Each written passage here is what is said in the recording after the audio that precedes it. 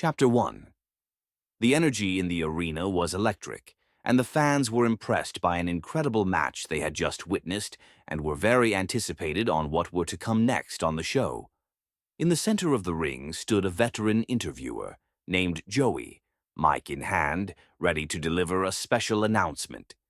"Ladies and gentlemen," Joey began, "tonight we have something a little different. Two young, hungry competitors have asked for some time to make a big announcement, so let's not waste any time. Please welcome to the ring, Tommy Vega and Jack Steele." The crowd cheered as the two wrestlers made their way down the ramp. Tommy Vega, with medium-length dark hair, wore a wide smile, high-fiving fans along the way. Beside him was Jack Steele, with short blonde hair and a confident swagger in his step. Both men were dressed casually, jeans and t-shirts, but their excitement was contagious, and the crowd couldn't help but get behind them. They hopped into the ring, grinning like they had just won the lottery. Joey welcomed them. "Tommy, Jack, it's great to have you both here tonight. So, what's this big announcement?" Jack eagerly took the mic first, his excitement obvious. "Well, we've been talking and we both realized something. Our singles careers. Well, they haven't exactly gone the way we wanted, but we're not giving up, no way. So we came up with an idea. We've decided to team up." Tommy nodded, his enthusiasm matching Jack's. "That's right. We're forming a tag team. We figured if we work together, we'll take this business by storm. With both of our strengths combined, we'll be the best tag team this company has ever seen." The crowd popped, showing their support for the two underdogs. Joey smiled, clearly caught up in their excitement. "Wow, that's amazing. You guys sound like you're ready to take on the world. So, what's the name of this new tag team?" Tommy and Jack both froze. They glanced at each other, eyes wide with panic, realizing they hadn't actually thought that far ahead. Jack muttered, scratching the back of his head. "We, haven't exactly come up with a name yet." Tommy, trying to cover for their unpreparedness, quickly blurted out, "How about the Dynamic Duo?" Jack looked horrified. "The Dynamic Duo? What are we, superheroes? That's horrible," Tommy shot back. "Okay, well, do you have a better idea?" Jack crossed his arms, thinking for a second. "How about the Steele and Vega Express?" Tommy grimaced. "What? Come on, dude, that's shit." The two began bickering back and forth, throwing out more ridiculous names. "The Thunder Brothers? No way. What about the Smash Masters? That sounds like a video game." The crowd laughed as the two wrestlers argued playfully, clearly having a good time despite their lack of preparation. But suddenly an ominous beat hit the speakers. The crowd hushed as two figures emerged from behind the curtain. They were menacing, two hulking individuals dressed in nothing but ripped blue trousers and black boots, their muscular physiques gleaming under the spotlight.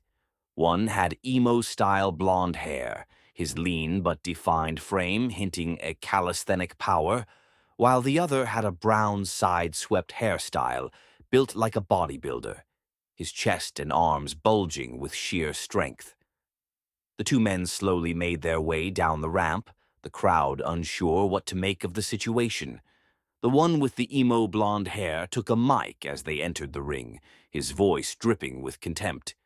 "You two, you're already a joke and you don't even have a name," he sneered, his eyes narrowing at Tommy and Jack. "But we do.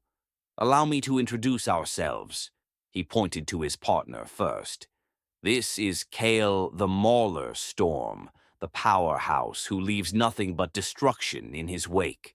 The crowd murmured as Kyle flexed his bulging arms, cracking his neck as he stared down Tommy and Jack with cold intensity. The emo blonde-haired one stepped forward and smirked. "And I am Draven Nightmare Cross.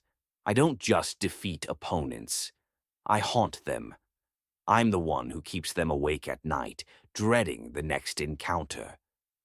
Draven glanced between the two men in the ring before continuing. And together we are the Wolves. And unlike you two clowns, we don't need to debate or come up with some half-baked tag team name. We're born hunters, and that's what we'll always be. The tension in the ring skyrocketed as the Wolves stepped closer to Tommy and Jack, sizing them up. We've watched you two stumbling around for weeks, and it's pathetic. So how about this? Next week, we challenge you to a tag team match. Let's see if your little team can survive the hunt. The crowd erupted in a mix of boos and cheers. Jack, never one to back down, grabbed the mic from the interviewer. You want a match? You got it. Next week, we'll show you exactly what we're made of. Tommy nodded in agreement, adding, Yeah, we'll see who the real joke is. The Wolves smirked, backing away toward the ropes. Oh, we'll see all right, Draven said with a sinister grin. See you next week. With that, the Wolves exited the ring, disappearing behind the curtain as the arena buzzed with anticipation. As Tommy and Jack climbed out of the ring and made their way up the ramp, Tommy suddenly looked uneasy. Jack, do you really think we can beat them? I mean, those guys look like they could tear us apart. Jack, ever the optimist, clapped his partner on the back. Of course, man. We just have to believe in ourselves. We've got heart. We've got passion. We'll win. Trust me. Tommy nodded, a determined smile creeping back onto his face. Yeah, you're right. We've got this. We'll definitely win. That's the spirit, homie. Jack grinned, and the two high-fived, feeling pumped and ready. But just as they were about to reach the curtain, the Wolves reappeared, charging out from the curtain. Before Tommy or Jack could react, the Wolves bulldozed them with vicious attacks, knocking them to the ground. The crowd gasped in sheer shock. Draven Nightmare Cross grabbed Tommy by the hair and slammed him onto the stage, while Kyle, the Mauler, lifted Jack high into the air and threw him down hard onto the steel ramp. The crowd booed, horrified by the sudden ambush. As Tommy and Jack lay on the ground in agony, writhing from the brutal assault, the Wolves stood tall, laughing maniacally. They looked down at their fallen opponents, the sadistic grin never leaving their faces. Next week, Draven growled, you'll find out just how savage the Wolves really are. With that, they disappeared back through the curtain, leaving Tommy and Jack lying motionless, the crowd now silent, anxiously awaiting the chaos that was sure to unfold the following week. Later on in the show, the arena was buzzing with excitement as the crowd waited for the next match to begin. The lights above flickered and flashed, but suddenly the music stopped. The usual energy of the show was replaced with an eerie silence as the massive screen above the stage lit up with the image of a dark, ancient cathedral. Then the haunting sound of church bells echoed through the arena, sending a chill down everyone's spine. The lights dimmed to a deep crimson red, and slowly, emerging from behind the curtain, walked an old figure in a long, flowing, black robe. His face was obscured by a hood, but the shimmering cross around his neck gleamed under the arena lights. He carried a wooden staff, and as he stepped into the ring, the crowd fell into an uneasy hush. The man removed his hood, revealing his wrinkled face and piercing eyes. It was clear now. This was no ordinary guest. The crowd had never seen him before, but there was something unsettling about his presence.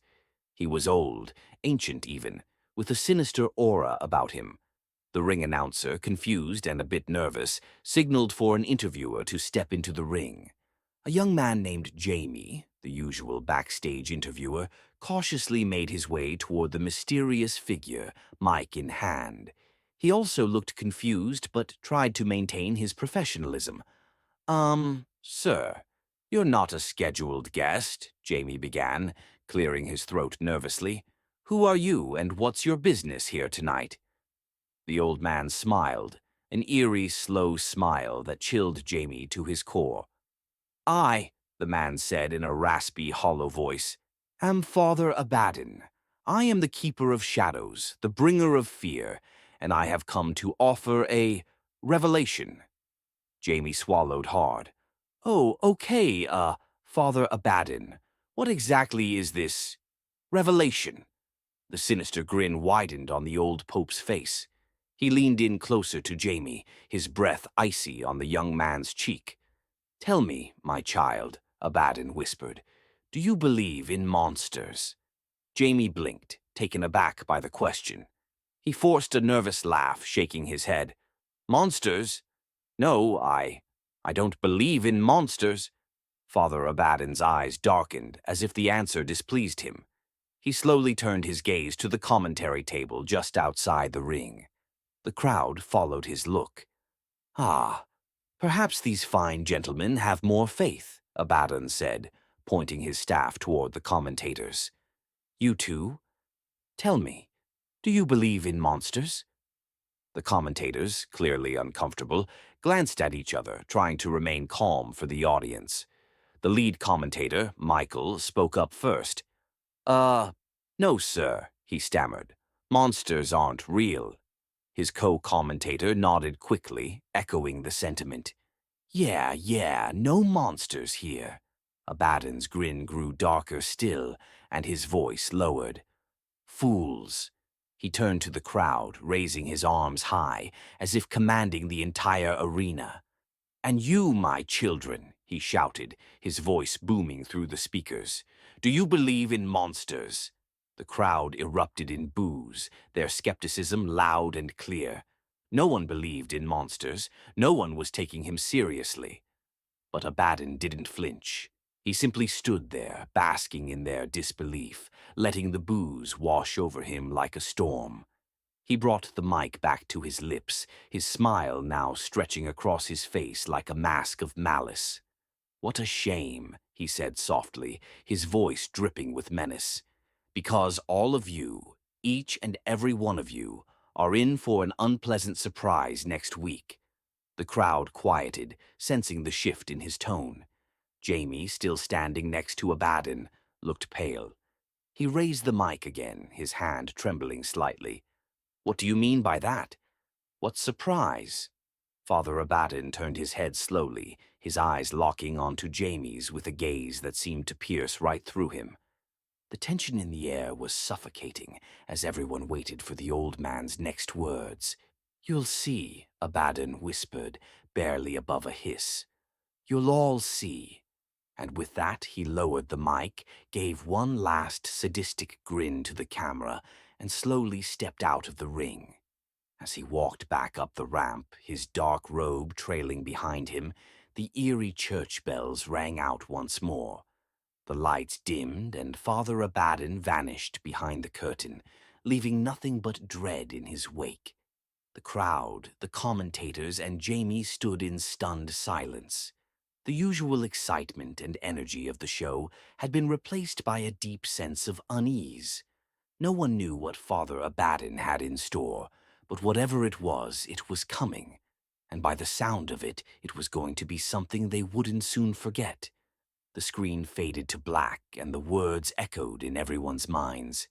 You'll all see.